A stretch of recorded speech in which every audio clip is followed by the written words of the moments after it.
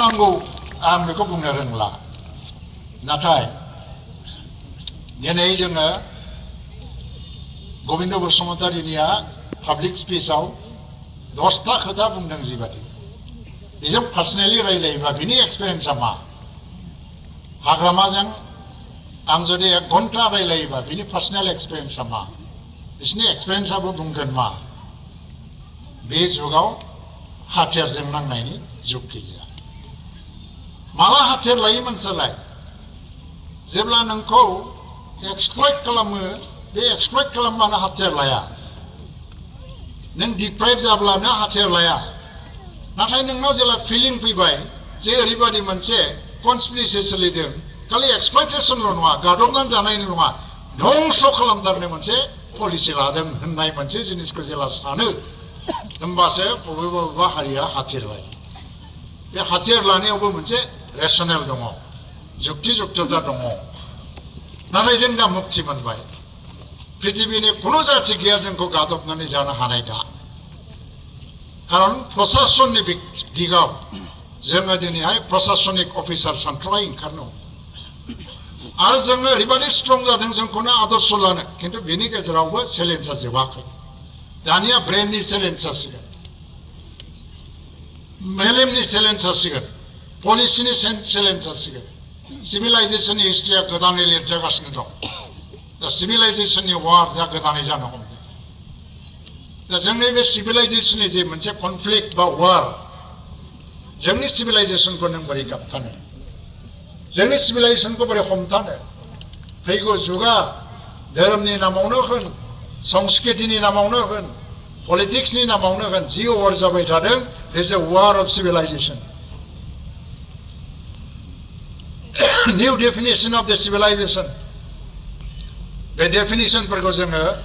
गावनिखौबो थिक खालामलांनो हायाबा जों बबावबा गोमाहैनो हायो दा बेनिखायनो आङो गोबां बाथ्रा बुंनो लुबैया जे माने बड'फानि बाथ्रा बुंदों बड'फाया मा बेखौल' बुंना आं फोजोबसिगोन बड'फाया फिजिक्स लानानै MSc पास खालामनाय मानसि शक्ति आश्रम हायार सेकेन्डारियाव मेट्रिकखौ फार्स्ट डिभिजन पास जानानै बै समनि बर'फोरनि थाखाय सासे ब्रिलियेन्ट स्टुडेन्ट बियो हयथ' दिनैनि दिनाव बेबो स्टेन्ड खालामगौमोन दिनैनि दिनाव सुजुग मोननाय मोनबा थांबाय कटन कलेज फरायबाय इउनिभार्सिटि फरायबाय आरो मा इन्टारभिउ होबाय इनकाम टेक्स इन्सपेक्टर मोनबाय सानसेखालि बिनि बसआ बुंबाय बे जेला एबसुनि प्रेसिडेन्ट जायो साख्रि गारनो ओंखारो उपेन मानो साख्रि गारनो ओंखारगोन नोंलाय बे आसामनि नङा मानसिया नर्थ इस्टनि बबेबा हाजोनि नोंथ' जिबनाव ओरैबायदि प्रमसन जायै जायै कमिशनार जाहैसिगौमोन कमिशनारसिम थाङो नोङो मानो एफा मोजां साख्रिखौ गारनो ओंखारदों बे बुंदों मा साख्रिजोंथ' आं गावनि जिबनल'सो दागोन नाथाय आंनि हारिनो आंखौ नांगौ जादों आं गावनो गाव सानदों हारिनि थाखाय मावनो ओंखारनांगौ दा जाय मानसिया जिबनाव अपरचुनिटियानो सानथ्र'हायै दंमोन सारिगिदिं उन सिगां अपरचुनिटि जेरैखि थाङा लामा दं IAS अफिसार SCS अफिसार जिखिनि जानो हायो साइन्टिस्टबो जाहैनो हायो गासिबो गारजोबनानै मोनसे सिंगल पइन्ट एजेन्डायाव बे फैबाय मा बर'फोरनि मुक्तिनि बाथ्रा आरो बेखौ होनो ग्रेट लिडार बेखौ होनो ग्रेट स्ट्रागल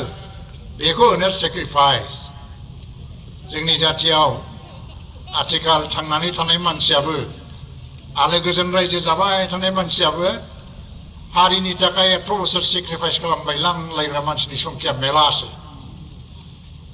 सेक्रिफाइसखौ ओरैबायदि लुज बाहायो ओरैबायदि लुज मिनिङाव बाहायो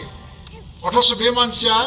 10 बोसोर आन्दलन खालामनायनि उनाव साख्रिबो मोनबाय न' बांबो लुबाय बिसि फिसा लानानै रायजोबो जाबाय आरो बबेबा पइन्टआव फैयोबा बे बुङो मा आं 10 बोसोर सेक्रिफाइस खालामदों रियेल सेक्रिफाइसआ सोर खालामदों मिथिगौ ना जायफ्रा गासिबो अपरचुनिटि थासेयाव बेखौ जलदब गारजोबनानै जिबनखौ जातिनि थाखाय उत्सर्गा खालामदों बे मानसिफोरासो रियेल सेक्रिफाइस खालामदों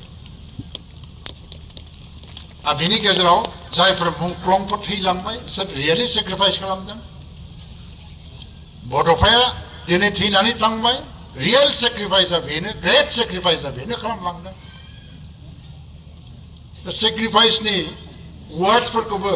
जों गावजों गावनो लुज मिनिङाव बाहायलायनानै सुबिदा आदाय खालामलायनायनि मोनसे बाहाना हिसाबै बाहायोबा सेक्रिफाइसनि अर्थआबो गुबुंले जालांगोन गासिबो एथ' लुज नङा बेबो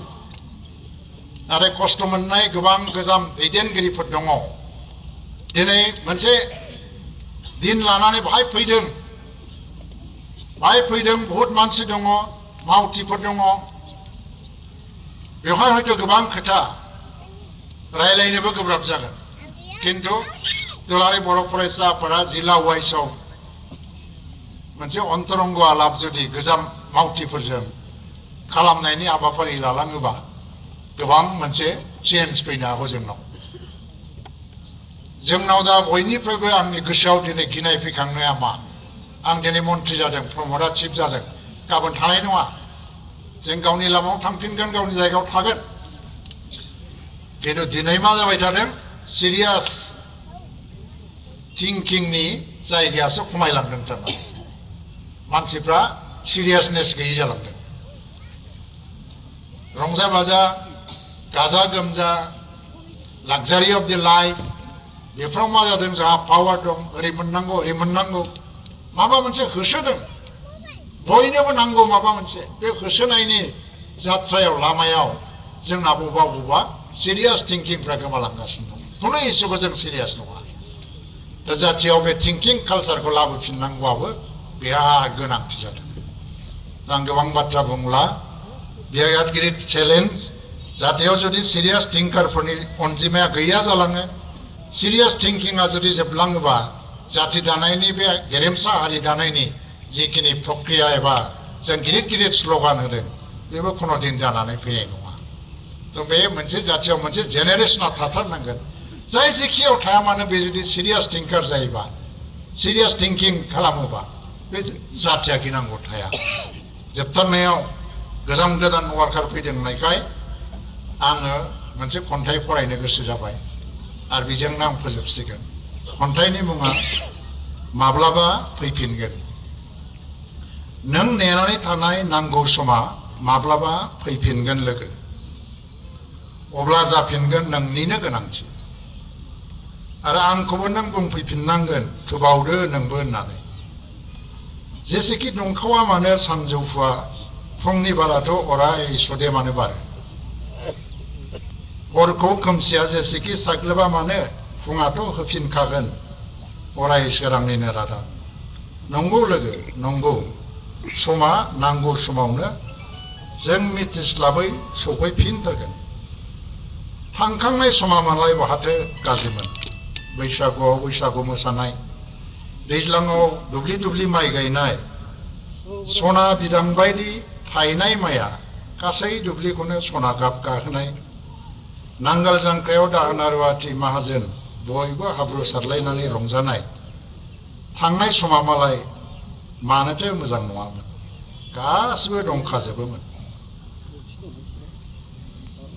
खावख्लाबसेल' अख्राङाव दाखिनाय साग्लोबगासे गोसोम जोमैनि गाबजोंनो आथिखाला नोंना बेले बेजे जादों जानांगौ गोजाम गियाना गोदान गियानजों साग्लोबजाफैनायावनो सानदों जानांगौ नोङो गासैबो जोबफैजोब्बाय होननानै एफा मोजाङै दाना लाखानाय जिउनि फारिफोरखौ गोदान दोरोंफोरा उल्थां फाल्थां खालामफैजोब्बाय होननानैनो नों जोबोद बोरमाबोर जादों जानांगौ गोरबो आरो मेलेमफ्रा दा गोरोबलायै जादों जोगोर मोनसेखौनो नोंनि आंनि होननानै सेलायलायनायनि जुजिलायनाय जादों आथिखालखौ नायनानै बयहाबो गिनाय मा फैगौआखि आथिखालनिफ्राय गोब्राबसिन जायमारगोन नाथाय गिनानै मालाय बाहाथो गनो फैनांगौआथ' फैखागोन बोरै एरखेनो हानो समाथ' गावनि फाखनाव गावनो गाव गिदिं खनबाय थायो आरो जोंखौबो फिदिंफायो बेनि गेजेरावबो जों गाव गावनि लामाजोंनो थाबायलायबाय थानो नाजायो नांगौ समालागै लोगो गावनि समावनो फैफिनखागोन गावनि जागायगुदि बिन्दोखौ होसोबोफिनो दों बिब्दिनो बियो बिब्दिनो गोजोन्थों